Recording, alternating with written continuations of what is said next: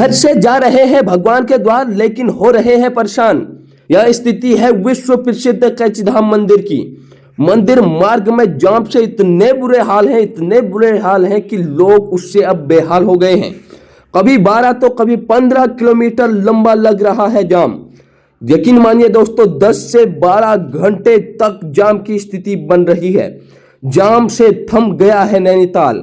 इस स्थिति ने पहाड़ के लिए भी पैदा कर दिए हैं कई बड़े संकट।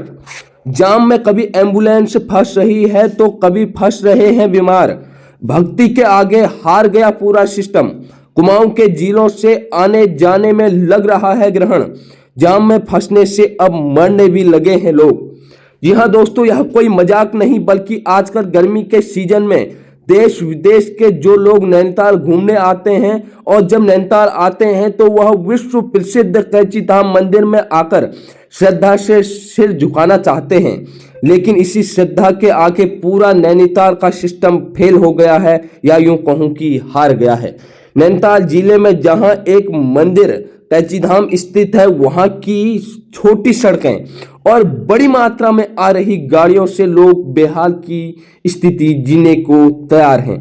स्थिति इतनी खतरनाक बनते जा रही है कि वहां घंटों घंटों तक जाम लग रहा है।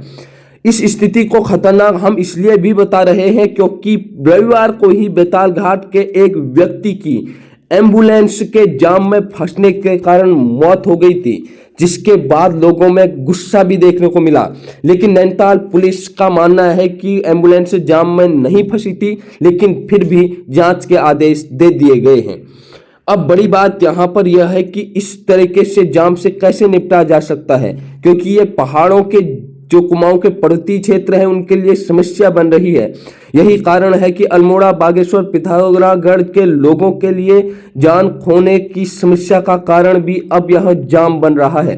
क्योंकि आपको बता दें, 15 जून को विश्व प्रसिद्ध कैचीधाम मंदिर में भंडारा होता है, क्योंकि उस दिन स्थापना दिवस मनाया जाता है।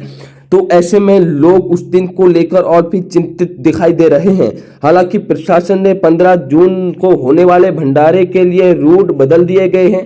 पहाड़ और आने जाने वाली गाड़ियों को कैचीधाम मार्ग से जाने की अनुमति नहीं होगी। ऐसे में लोग और भी ज्यादा परेशान नजर आ रहे हैं। कुछ लोग इस स्थिति को देखकर चिंतित हैं और उनका मानना है कि अगर स्थिति को जल्दी से जल्दी ठीक नहीं किया गया तो यह पहाड़ के लोगों के लिए बड़ी समस्या बन जाएगी, क्योंकि बाहर के ड्राइवर होने के कारण वह पहाड़ी रास्तों में सही से गाड़ी नहीं चला पाते और उनका सही से गाड़ी न चला पाना, उचित पार्किंग का न होना और छोटी सड़क का होना जाम का सबसे बड़ा कारण बनता है। बाबा नीम करौली आश्रम की स्थापना वैसे तो यहाँ पर 1964 में हो गई थी, लेकिन आज तक ऐसी जाम की विकट स्थिति कभी भी नहीं देखी गई, क्योंकि अब कुछ लोग कैचीधाम में पर्यटन स्थल बना रहे हैं। लोग नैनीताल आसपास के क्षेत्रों में घूमने के लिए आते हैं। ऐसे में मजे मजे में घूमते घामते ईश्वर प्रेम दिखाने भी लोग कैचीधाम चले जाते हैं। लेकिन उस स्थान में उचित पार्किंग न होने, चौड़ी सड़क न होने के कारण लंबा जाम लगना स्वाभाविक है। बेशक कैचीधाम के आसपास इससे कमाई तो खूब हो रही है, लेकिन पर्वतीय क्षेत्र के लोग इससे परेशान हैं।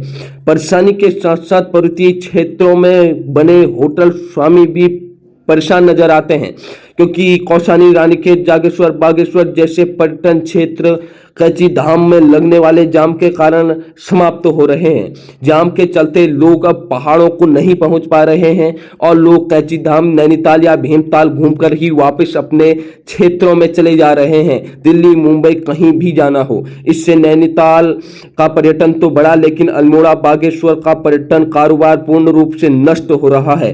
पर्वतीय लोग जो इस क्षेत्र में कारोबार करते थे वह चिंतित हैं और उनका मानना है कि अगर पहाड़ों तक पहुंचने के लिए उचित मार्ग नहीं बनाए गए तो पहाड़ों आपकी इस जाम और पर्वतीय पर्यटन पर पड़ने वाले प्रभाव पर क्या विचार है, कमेंट करके अवश्य बताइएगा। और देखते रहे डिजिटल वाणी। आपका बहुत बहुत धन्यवाद। नमस्कार। जय हिंद, जय उत्तराखंड, जय भारत।